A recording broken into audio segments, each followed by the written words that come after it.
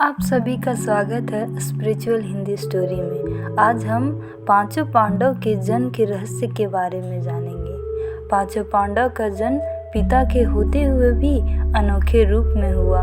एक बार राजा पांडु अपनी दोनों पत्नियों तथा माद्री के साथ आखेड़ के लिए वन में गए। वहां उन्हें एक मृग का मैथुन रथ जोड़ा दिखाई दिया। पांडु ने तत्काल अपने बाण से उसे मृग को घायल कर दिया। मरते हुए मृग ने पांडु को श्राप दिया, राजन, तुम्हारे समान क्रूर पुरुष इस संसार में कोई भी नहीं होगा।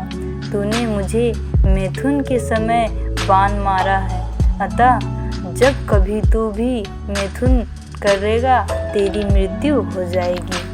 इस श्राप से पांडु अत्यंत दुखी हुआ और अपनी रानियों से बोले, हे देवियों, अब मैं अपनी समस्त वासनाओं को त्याग करके इस वन में ही रहूँगा।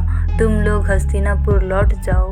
उनके विचारों को सुनकर दोनों रानियां दुखी होकर बोली, नाथ, हम आपके बिना एक क्षण भी जीवित नहीं रह सकते।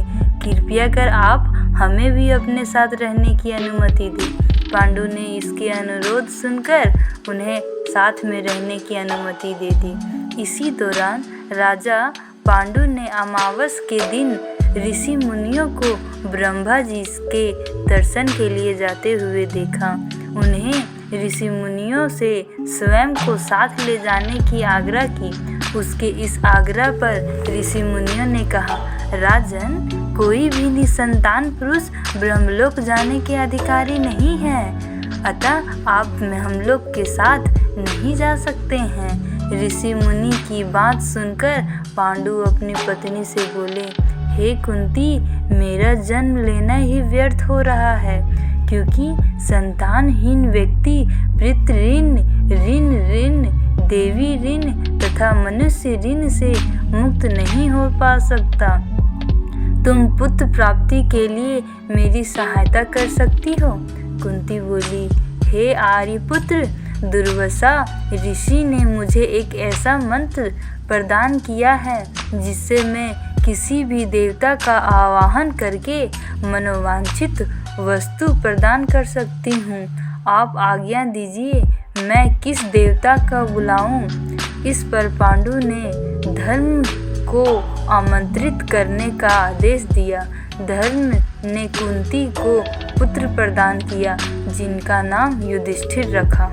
कालांतरण में पांडु ने कुंती को पुनः 2 बार वायुदेव तथा इंद्रदेव को आमंत्रित करने की आज्ञा दी। वायुदेव से भीम तथा इंद्रदेव से अर्जुन की उत्पत्ति हुई। तत्पश्चात पांडु की आज्ञा से कुंती ने माद्री को उस मंत्र का दीक्षा दिया। माद्री ने अश्विनी कुमारों को आमंत्रित किया और उससे नकुल और सहदेव का जन्म हुआ। एक दिन राजा पांडु माद्री के साथ वन में सरिता के तट पर भ्रमण कर रहे थे। वातावरण अत्यंत रमणीक था और शीतल मंद सुगंधित वायु चल रही थी। सहसा वायु के झोंके से माद्री का वस्त्र उड़ गया। इससे पांडु का मन चंचल हो उठा और वे मैथुन में प्रवृत्त हुए ही थे कि श्रापवश उनकी मृत्यु हो गई। माद्रा उनके साथ सती हो गई। कुंती पुत्रों के पोलन पालन के लिए कुंती हस्तिनापुर चली आई। इसी तरह पांचों पांडव का देखभाल कुंती ने की। Thank you for watching Mahabharat.